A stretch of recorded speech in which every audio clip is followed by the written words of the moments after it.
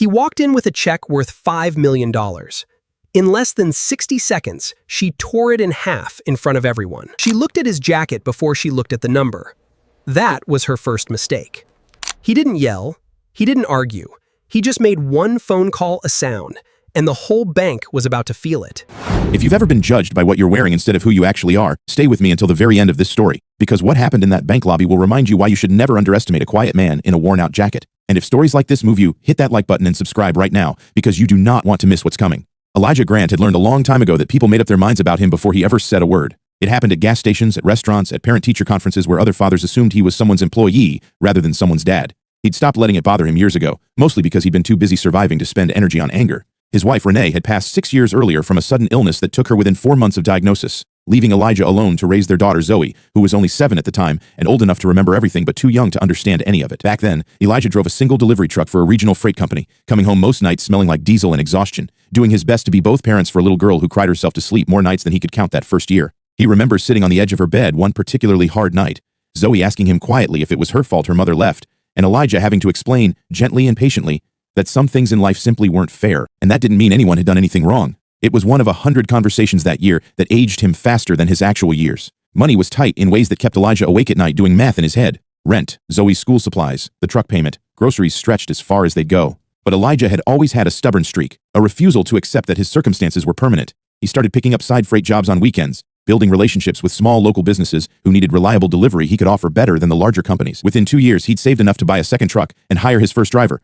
a decision that terrified him more than almost anything he'd done since Renee passed. Because now he wasn't just responsible for feeding Zoe, he was responsible for another family's paycheck too. Elijah Grant Logistics grew slowly, the way things built on stubbornness and sacrifice tend to grow, not overnight but steadily, year after year, through 18-hour days and skipped vacations and a decade of watching every dollar like it might be the last one. Zoe grew up watching her father fall asleep at the kitchen table more nights than she could count, papers and invoices scattered around him, and she absorbed something from that. A quiet, fierce respect for what real work actually looked like, work that never made headlines but built everything underneath the headlines. By the time Zoe was in middle school, Elijah Grant Logistics had grown into a modest regional operation with a dozen trucks and steady contracts across 3 counties. It wasn't an empire yet, not by any stretch, but it was real, it was stable, and for the first time since Renee's passing, Elijah allowed himself to believe they might actually be okay. He never remarried, pouring what emotional energy he had left into Zoe and the business in roughly equal measure, and somehow both thrived under his stubborn, steady attention. The turning point came when Zoe was 17, in her final year of high school, when Elijah's company won a competitive bid to handle the entire logistics and materials supply chain for a massive new stadium construction project on the edge of the city. The kind of contract that could either make a company or bury it under the sheer scale of what it demanded. Elijah nearly turned it down out of fear the scope would break everything he'd built, but his operations manager, a woman named Denise, who'd been with him since the 2-truck days, told him plainly, "Elijah, you didn't build this thing by playing small. Don't start now." He took the contract. The next 18 months were the hardest of Elijah's professional life. Coordinating deliveries across a project with dozens of moving parts, managing subcontractors 3 times his company's previous size, working nights alongside days to keep every truck running and every deadline met. There were moments, more than one, where cash flow got so tight that Elijah quietly delayed his own paycheck to make sure his drivers got theirs on time, a fact Zoe wouldn't learn until much later, going through old records long after the fact. But slowly, methodically, Elijah Grant Logistics delivered on every single obligation of that contract, on time, without a single major failure, in an industry where that kind of reliability was rare enough to be remarkable. When the project finally completed, the developer's finance team issued the final settlement payment, the last and largest installment of the contract, covering 18 months of completed logistics work at a scale Elijah had never handled before. The check, when it arrived by courier at his modest office, was made out for $5 million. Elijah sat staring at it for nearly 10 minutes before he could bring himself to believe the number was real, before calling Zoe, now a freshman in college, just to tell her that everything, every skipped vacation, every delayed paycheck, every 18-hour day, had finally, undeniably, paid off. Elijah decided to deposit the check personally rather than through his usual business account manager, partly out of an old habit of handling major milestones himself, and partly because he simply wanted to feel the moment, to walk into a bank and hand over proof that everything he'd built was real.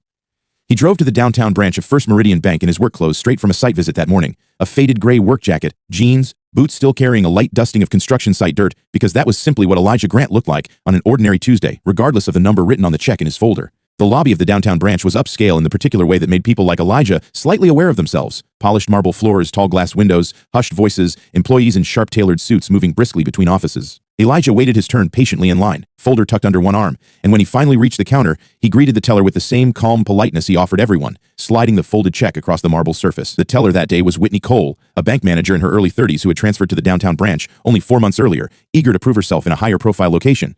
Whitney glanced at the check, then at Elijah's work jacket, then back at the check. her expression shifting into something Elijah recognized instantly, having seen it 1,000 times before, the particular flavor of doubt reserved specifically for people who didn't look like they belonged with the number in front of them.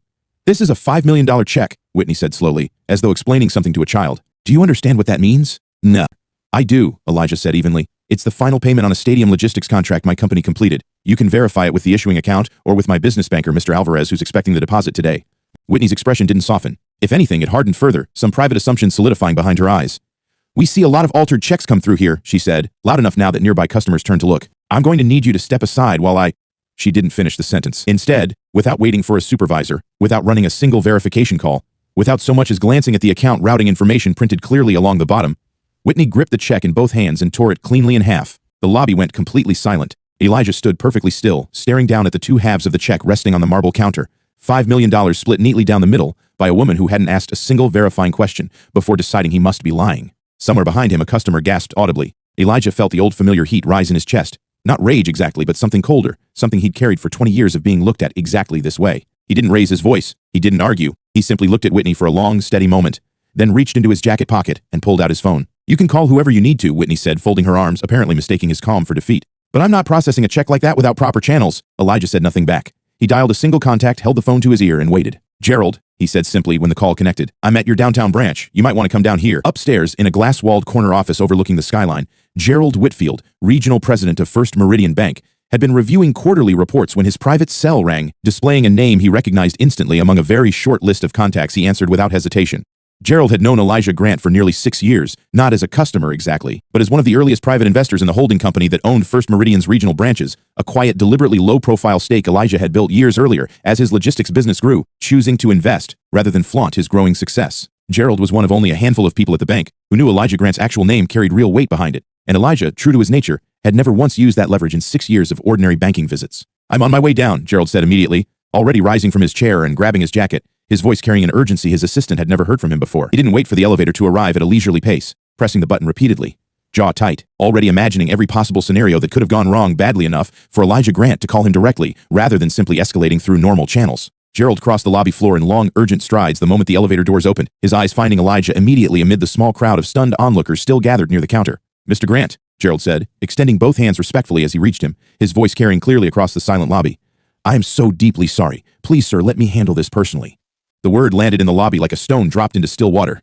"Sir," Whitney's confident posture faltered visibly, her eyes darting between Gerald's obvious deference and the torn check still resting on the counter, the full weight of her mistake beginning to dawn on her in real time. "Whitney," Gerald said, turning toward her with a controlled but unmistakably serious tone, "do you have any idea who you just tore a check in half in front of?"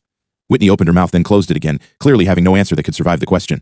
"Mr. Grant," Gerald continued, "isn't simply a customer of this bank. He's one of the founding private investors in the holding company that owns this entire branch network. He has never once used that fact to receive special treatment in 6 years of banking here, which should tell you everything about the kind of man you just humiliated over a work jacket."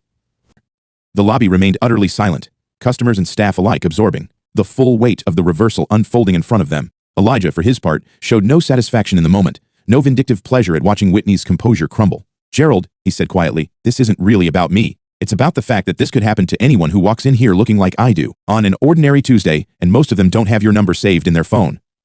Gerald nodded slowly, understanding landing in his expression, alongside the embarrassment. "You're right," he said. "And it's going to change, starting today." Whitney was placed on immediate administrative leave pending a full review, though Elijah, true to the same quiet steadiness that had built his entire life, specifically requested the situation be handled as a teaching moment rather than a public firing designed to satisfy anyone's outrage.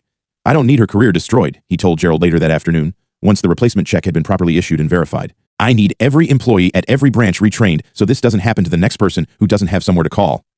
Gerald agreed immediately, and within the month, First Meridian rolled out a mandatory bias awareness and verification protocol training across all its branches, using the incident, anonymized, at Elijah's insistence, as the central teaching case. Zoe heard the story secondhand first, from a viral video a stranger had recorded on their phone during the incident, before her father even had the chance to call her himself.